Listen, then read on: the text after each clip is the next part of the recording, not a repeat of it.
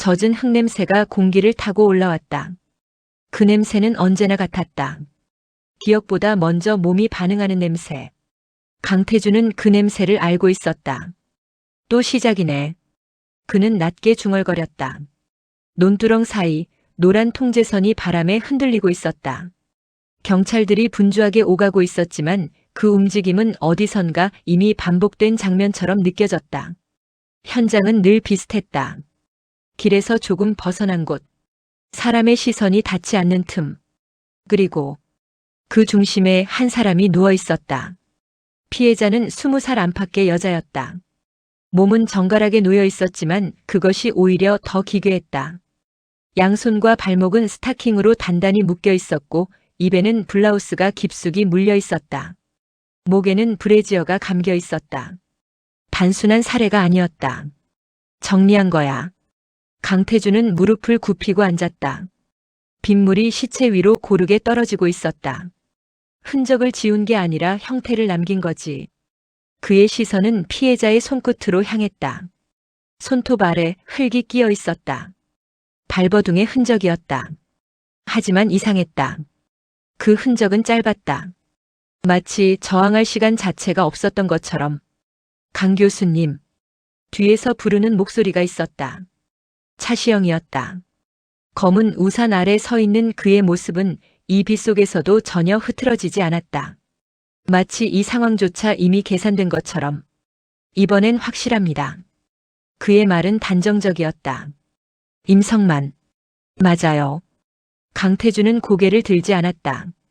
너무 빨라. 뭐가요? 결론 내리는 속도. 그제야 태주는 천천히 고개를 들어 차시영을 바라봤다. 이건 따라한 거야. 차시영의 눈이 가늘어졌다. 모방범이라고요? 아니면 태주의 시선이 다시 시체로 내려갔다. 누군가가 일부러 그렇게 보이게 만든 거지. 빗소리만이 두 사람 사이를 채웠다. 그럼 이건 뭐죠? 차시영이 파일을 내밀었다. 증거 사진들이었다. 피해자의 소지품 일부가 임성만의 작업장에서 발견된 장면. 녹슨 공구들 사이 낯선 물건들이 섞여 있었다. 설명해 보세요. 이게 우연입니까? 강태주는 사진을 오래 바라봤다. 볼펜, 금속 수저, 낡은 손수건. 그것들은 단순한 물건이 아니었다. 기념품이야. 네. 이건 기억을 붙잡아두는 방식이지. 태주는 낮게 말했다. 근데 문제는 그는 사진을 내려놓았다. 이건 너무 정리돼 있어. 차시영이 웃었다. 이젠 범인의 정리 방식까지 판단합니까? 아니. 태주는 고개를 저었다. 이건 누군가에게 보여주려고 정리한 거야. 그날 밤 임성만이 체포됐다. 그는 저항하지 않았다. 경찰차에 올라타면서도 고개를 들지 않았다. 비는 여전히 내리고 있었고 그의 어깨를 적시고 있었다. 그는 한 번도 뒤를 돌아보지 않았다. 조사실.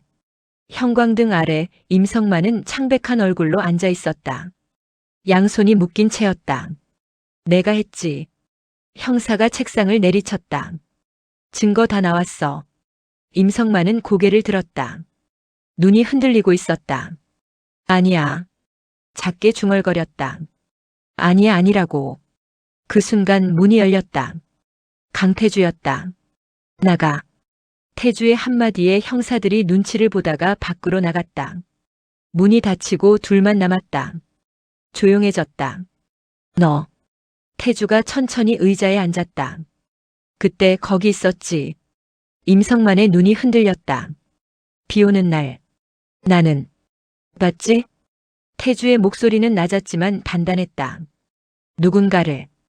임성만의 입술이 떨렸다. 허수아비. 뭐? 허수아비가. 그의 눈이 공허해졌다. 서 있었어. 그날 밤. 강태주의 집 앞. 가로등 하나가 희미하게 깜빡이고 있었다. 비는 멎었지만 공기는 여전히 젖어 있었다. 그는 천천히 걸음을 멈췄다. 그리고 그걸 봤다. 논 한가운데. 아니, 집 앞 공터에. 검은 비닐과 낡은 옷으로 만들어진 허수아비 하나가 서 있었다. 고개는 한쪽으로 기울어져 있었고 팔은 바람에 따라 느리게 흔들리고 있었다. 그리고 그 얼굴에는 아무것도 없었다. 강태주는 한 발짝 다가섰다. 그 순간 허수아비의 목에 묶인 천이 바람에 뒤집혔다. 그 안쪽에 무언가가 적혀 있었다. 늦었어. 임성만은 무너졌다. 그는 결국 입을 열었다. 내가 했다. 그의 자백은 힘이 없었다. 하지만 내용은 명확했다. 최근 2건. 그는 인정했다. 그때 따라한 거야. 그는 울듯이 웃었다. 그게 그렇게 어려운 줄 몰랐어. 나머지는? 강태주가 물었다. 임성만은 고개를 저었다. 그건 아니야. 그럼 누가 했지? 그는 대답하지 않았다. 대신 고개를 들었다. 그리고 말했다. 그 사람 아직도 있어. 그날 이후 수사는 다시 갈라졌다. 공식적으로는 끝나가고 있었다. 범인은 잡혔고 자백도 확보됐다. 하지만 강태주는 멈추지 않았다. 이건 하나가 아니야. 그는 서지원에게 말했다. 시간이 2개야. 서지원은 오래된 파일을 넘기고 있었다. 1988년. 노랗게 바랜 종이들. 여기. 그녀가 멈춘 페이지를 가리켰다. 이 사람. 이용우. 당시 20대 후반.